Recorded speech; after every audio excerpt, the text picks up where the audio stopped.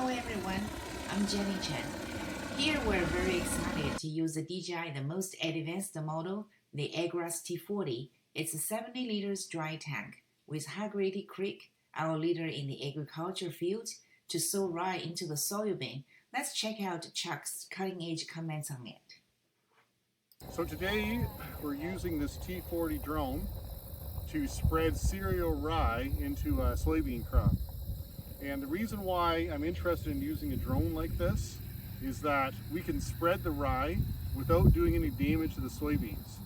So typically when you use a ground spreader to drive through a crop like this, you'll do about 3% damage from the tire tracks. And that 3% is quite expensive. With a drone, we should be able to do it with zero damage.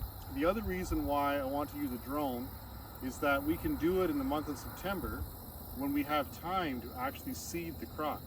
If we wait till the soybeans are off, then we won't have time to do it, and then the cover crops don't go in.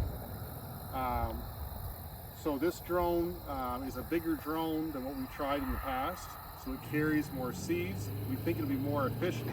Using drones like this as part of our business should add another source of revenue. It's another task that we weren't able to do before, something we weren't able to offer, or that farmers weren't that interested in pursuing.